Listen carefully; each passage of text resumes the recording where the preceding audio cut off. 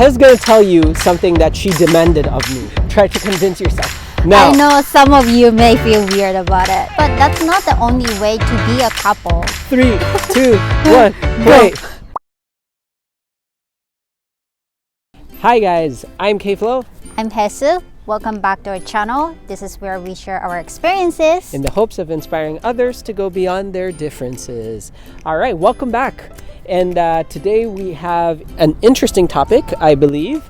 We're going to talk about how we survived our LDR, long distance relationship.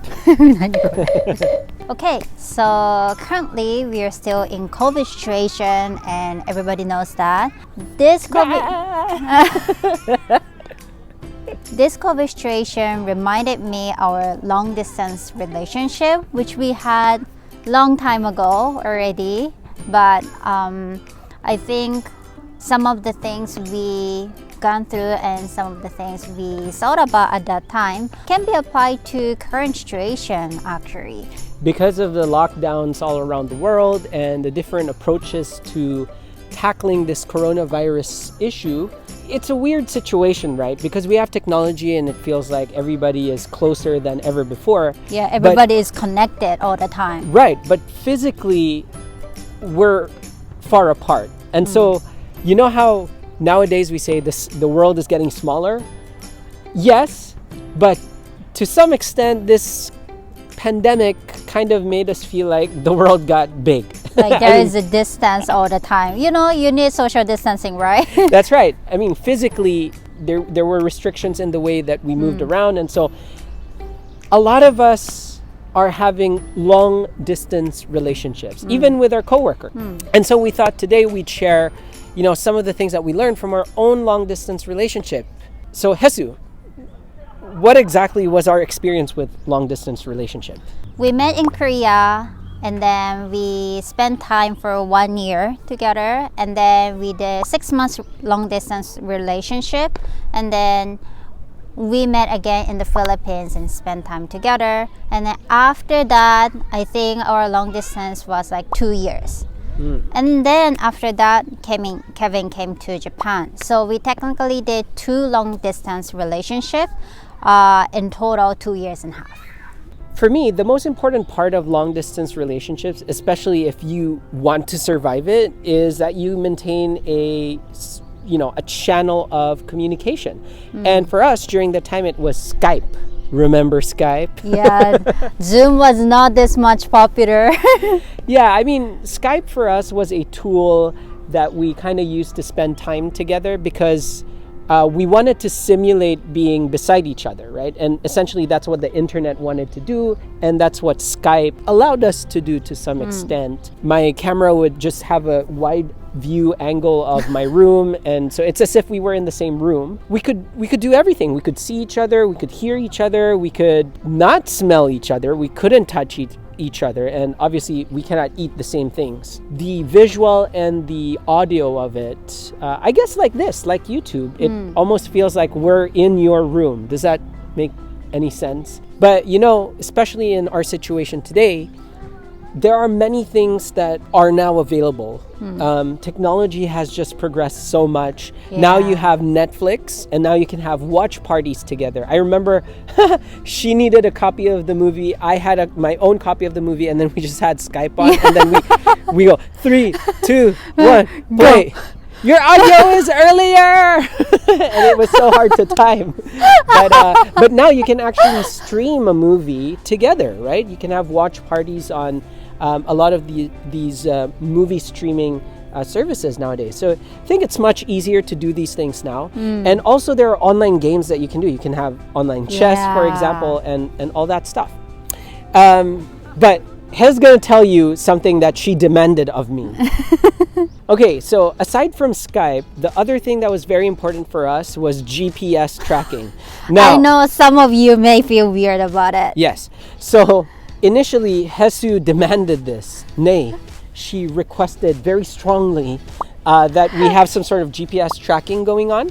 So we downloaded our apps, and so basically what you can do is you can see where I was at a specific point in time on a map. when you don't trust the people watching you, it could sound scary. But personally, I think it was a little bit helpful with the long distance relationship Yeah. because it added another layer of being there for the other person. The reason I requested that was not to just track him all the time, like checking where he is. No, it's more like we try to set a like time when we can have Skype, but you know how traffic is heavy in the Philippines, especially when it's rush hour. Yeah. How sometimes internet goes so bad, and then you even cannot text to someone, and I'm just waiting at home and I'm not receiving anything. I was like, what is going on? It's supposed to be the time we have Skype. Then, then GPS comes in. Okay, oh, he's still on highway, so he's probably stuck in the traffic. Then, so of course it makes sense, right? So, because of two reasons. Try to convince yourself. Keep convincing yourself. Because of those reasons, I thought it makes sense for us to have the GPS app. What was the most challenging moment for you about our long distance relationship? I mentioned there were two long distance relationship terms for us, and I think the most challenging part was the second one, the one we did for 2 years. When it was first time, we already planned that I'm gonna go to the Philippines, so I already knew when I'm gonna meet Kevin again. But the second time, we had no clue like when we can meet each other, like what's the milestone, like where we're going. And then at the same time, I was graduating university and I was looking for a job, and I was struggling, am I gonna work in Japan or overseas? Like, what if I stay in Japan? Like, what's the possible way for us to be together in Japan? Like, all these things are coming in at the same time. So, and then there was no physical We couldn't meet each other. yeah, so that was very, very difficult mentally for me. Yeah, I remember we had a very serious call, and I was in my favorite milk tea shop. You know who you are. And I was just calling her on Kakao Talk. I think it was still Kakao Talk or Messenger. I don't know. But basically, I asked her, do you come here or do I go there? And she said she already found a job, so it's going to be better if I go there. And so it was clear that I was going to go there. And so I had to look for ways to go there. This brings me to my quick tips from KFlo. All right, quick tips to survive your long distance relationship. Quick tip number 1, always look forward to something. Like we just mentioned, Hesu and I were planning things together, and during our long distance relationship, we already decided, okay, we're gonna meet each other in this month. I'm gonna go to Japan on this month, or she's gonna come to the Philippines, which never happened. At this month, it was mostly me going to Japan. Oh, there's a reason why. And we met once in Taiwan. Yeah, that's a middle point. But that's the point, right? You always have to look forward to something. And when you have something to look forward to, it makes everything so much easier. Quick tip number 2, build goals together. Don't try to determine your life by yourself. If you want to do that, stay single, right? You're a couple, right? And you're a couple, so you always have to build on together. I think it's related to looking forward to something together, but if you make your goals together, that adds another layer to your relationship and another layer to the way you trust each other. Quick tip number 3, related to that also, be clear and direct. Be clear and direct. When you're from different cultures, there's no room for guessing, right? If you're sad, tell your partner you're sad. Yeah. If you're happy, tell them you're happy. If you're angry, tell them you're angry. At least for me and Hesu, it worked, right? I think to some extent we're blessed that we come from different cultures and we spoke different languages, because we had an excuse to be direct and to be frank, to be honest with each other.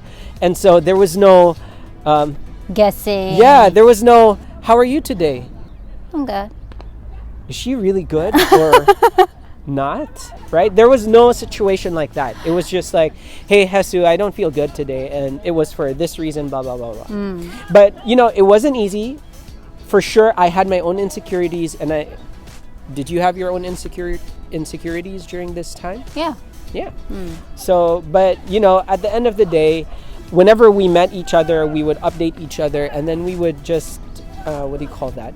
Bring yourself in? Yeah, we give assurance to each other that at the end of the day, it's still her and it's still me. Next quick tip is look in the same direction. So a lot of people may think like you're a couple, you do everything together, like you watch movie together, you eat together, but that's not the only way to be a couple. As long as you are beside each other, you can do something different. And what matters is that you're clear to each other. All these quick tips come together to this, right? At the end of the day, the two of you need to be on the same page, right?